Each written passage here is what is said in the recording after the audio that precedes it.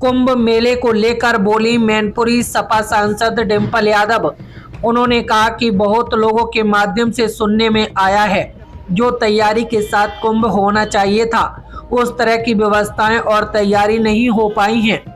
Bharatiya Janata party का खाली एक एजेंडा है कि वह किस तरह से धर्म के नाम पर वोट बटोरे। उन्हें कोई परवाह नहीं है कि आज उत्तर प्रदेश में क्या हालात हैं, क्या युवाओं के पास रोजगार है, क्या बेटियों की सुरक्षा सुनिश्चित कर पा रहे हैं। नौजवान दर दर भटक रहा है।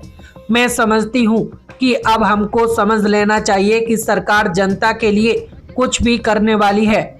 इसी तरह के हथकंडे अपनाते हुए वोट बटोरने का काम करेगी। उन्होंने आगे कहा, भारतीय जनता पार्टी के लोग समझ गए हैं कि अब वोट बटोरने की राजनीति धर्म का मुद्दा बनाकर करेंगे तो वोट मिलेंगे, लेकिन आज परिस्थितियां बिल्कुल विपरीत हैं। आज हम सब जानते हैं कि किस तरह आप सभी वर्ग के लोग, सभी जाति के धर्म के लोग आज निराश हैं, हताश हैं और कोई भी उन्हें आशा की किरण आज नजर नहीं आ रही है। कैसे देखते हैं इस बार बहुत लोगों के माध्यम से ये सुनने में आया है, पता चला है कि जिस तैयारी के साथ कुंभ होना चाहिए था उस तरह की व्यवस्थाएं और तैयारियां नहीं हो पाई हैं। और मैं समझती हूँ बड़े खेद की बात है, क्योंकि उत्तर प्रदेश एक बहुत बड़ा प्रदेश होने के साथ साथ हमें पूरी उम्मीद थी, क्योंकि भारतीय जनता पार्टी की सरकार है, तो ये जो समाजवादी पार्टी की व्यवस्था जब महाकुंभ हुआ था, जो समाजवादी की सरकार थी, तो उससे बेहतर व्यवस्थाएं कर पाएगी ये सरकार। लेकिन बड़ी निराशाजनक बात है कि कुंभ मेले की तैयारी उस ढंग से नहीं हो पाई। अच्छा मैडम, महाकुंभ जो कह रहे हैं इसको तैयारी सरकार के साइड से अपने दावे किए जा रहे हैं, बहुत अच्छी तैयारी चल रही है, वहीं जो पोस्टर लग रहे हैं वो विवादित हैं, जैसे कटोगे बटोगे, जैसे इलेक्शन था फिर से हुआ, वहाँ पे हिंदू को एक करने की बात कर रही। धार्मिक कार्यक्रम में इस तरह के पोस्टर को किस तरह से देखते हैं? मैं समझती हूँ कि भारतीय जनता पार्टी का खाली एक एजेंडा है कि वो किस तरह धर्म के नाम पर वोट बटोरे। उन्हें कोई परवाह नहीं है कि आज उत्तर प्रदेश में क्या हालात हैं, क्या हमारे युवाओं के पास रोजगार है, क्या हमारी बेटियों की सुरक्षा सुनिश्चित कर पा रहे हैं ये सरकार, या किस तरह हमारा किसान आज दर दर भटक रहा है, नौजवान भटक रहे हैं। तो मैं समझती हूँ कि अब हमको समझ लेना चाहिए कि ये सरकार जनता के लिए कुछ नहीं करने वाली है और इसी तरह के हथकंडे अपनाते हुए ये वोट बटोरने का कार्य करेगी। सपा सुप्रीमो ने एक ट्वीट किया है कि महाकुंभ में 21 पुल होने चाहिए थे, 9 पुल पाटून पुल 9 बनाए हैं और बाकी 9 तो 11 हो गए हैं। क्योंकि राष्ट्रीय अखिलेश यादव जी मुख्यमंत्री जी थे जब महाकुंभ हुआ था, और जो तैयारियां की गई थी उस समय और जिस पद पे वो थे, तो वो पूरी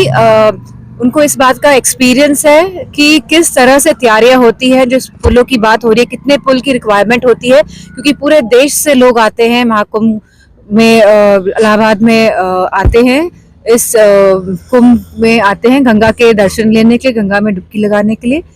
तो जिस तरह की तैयारियां का अनुभव, जिस तरह की तैयारियां होनी चाहिए थी और जिस तरह का अनुभव राष्ट्रीय अध्यक्ष जी अखिलेश जी के पास है, तो मैं समझती हूँ वो अच्छी तरह से समझ रहे हैं कि इस बार की जो तैयारियां हैं वो सही ढंग से नहीं हो पाई है। एक आखिरी सवाल मैडम, पार्लियामेंट में जिस तरह का अभी देखने को मिला, हंगामा हुआ, वहाँ धक्का मुक्की वाली राजनीति हुई, FIR दर्ज हुई राहुल गांधी पे, आप पार्लियामेंट सदस्य हैं, आप क्या लग रहा है उस तरह की राजनीति को किस तरह से देखती हैं? मैं समझती हूँ सबसे पहली बात तो अगर कोई बात हुई थी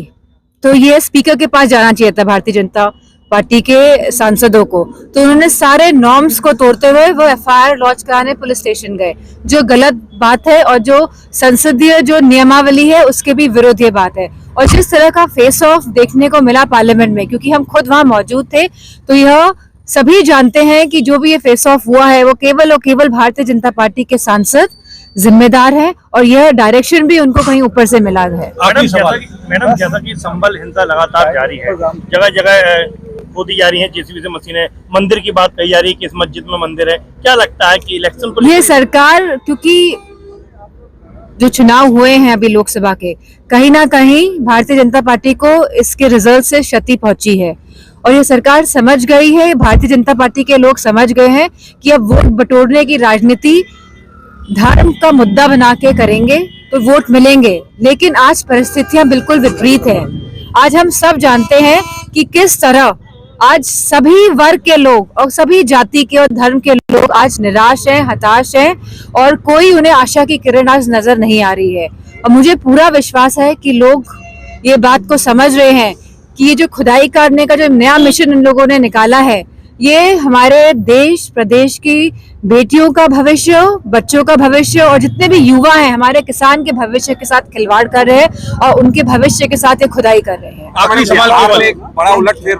बिहार में बड़ा उलटफेर देखने की संभावना बताई जा रही है, वहाँ पे फिर से नीतीश कुमार पलटने की संभावना, सेंटर पे सब देखने को क्या लगता है जानकारी? ये तो वक्त और समय बताएगा।